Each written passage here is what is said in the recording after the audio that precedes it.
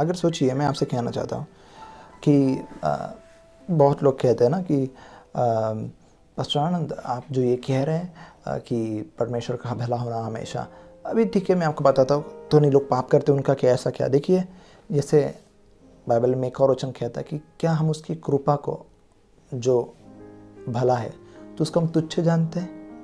उसकी कृपा को हम तुच्छ जानते हैं? जब वो कृपा करना चाहता है, क्या तो उसके भला होना, उसकी कृपा को तुच्छ जानता है?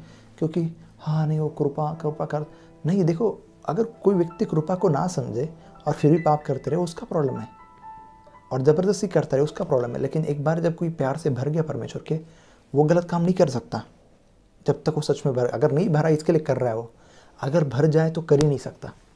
मैं आपको ये 100% कह सकता हूँ कि वो कर ही नहीं सकता। क्यों मालूम है क्या? क्योंकि देखिए, अगर सोचिए कि कोई व्यक्ति पाप कर रहा है, ठीक है, मानते हैं कि कोई व्यक्ति उससे गलतियाँ हो रही, या परमेश्वर में और उससे कुछ गलतियाँ हो गई। कई लोग कहते हैं कि नहीं नहीं, फिर और दोबारा चांस नहीं। क्या आप कोई गलती नहीं करते? अगर आप कोई मेरे पास्टर मेरा प्रचार सुन रहे या कोई व्यक्ति, मैं आपसे कहना चाहता हूँ कि आप कोई गलती नहीं करते।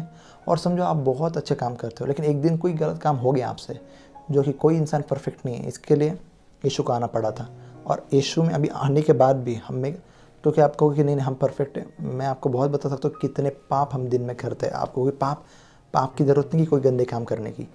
हम सोच में, विचारों में भी अगर कहीं हवा हो, किसी को भड़क गए किसी के ऊपर, या क्या कहते हैं, हम किसी को कुछ गलत बोल दिए, चिढ़ गए ज़्यादा, वो भी तो पाप है। झूठ बोल दिए, वो भी तो पाप है। तो आप कभी नहीं करो, नहीं हम कभी नहीं, मैं इसके लिए 100 धर्मी लोग मुझे पसंद नहीं है। अगर समझो किसी ने गलत कर दिया, तो फिर उसके बाद क्या? चलो वो 5 साल नहीं किया, 5 साल कर एक बार गलत हो गया, तो उसके बाद क्या? उसको फिर क्या कहते हैं, कोई ऑप्शन नहीं। फिर क्या, नरक में डाल दिया उसको? आप रहोगे तो आपको डालेगा तो चलेगा? क्या ये सुसमाचार है? मैं ये इससे प्रोत्साहन नहीं दे रहा हूँ, लेकिन मैं कहता हूँ अगर वो गलत हो गया है तो उसके लिए ये मौका होना चाहिए। अगर नहीं हुआ, देखो, और उसको मालूम पड़ा अगर मैंने ये गलत काम कर दिया और मुझसे नहीं करना था, लेकिन मुझसे हो गया परमेश्वर, फिर अभी क्या परमेश्वर नाराज है? हमें उनको पता नहीं परमेश्वर क्रोधित होता है, परमेश्वर पाप पुण्य हो। अगर ये सब बताते रहेंगे कि पाप है ये, फिर वो कहेंगे ठीक है हो गया पाप, अभी क्या? नहीं, अभी तुम नरक में जाओगे। अच्छा, फिर नरक में जाओगे तो फिर वो अच्छा क्यों करेगा? ऐसे ही नरक जाना है, ऐसे ही नरक जाना है, चलो करते रहो ना। फिर उसको सुधरने का मौका कहाँ है? लेकिन अगर परमेश्वर की कृपा उस पर बनी रहेगी, परमेश्वर की भला होना अगर बना रहेगा, वो बदलेगा नहीं। वो बाइबल कहते हैं आज कल युगानुग एक समान है। वो हमेशा भला है, वो हमेशा कृपालु है, हमेशा दयालु है। जूने नियम से पढ़कर देखो, योना के किताब में से पढ़कर देखो कि वो अति कृपालु और करुणामय परमेश्वर है।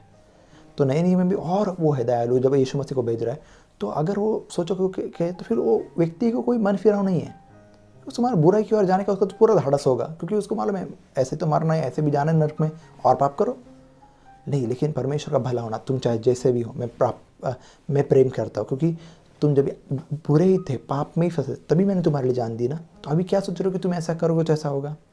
मैं इसे आपको ये सिखाना चाहता हूँ।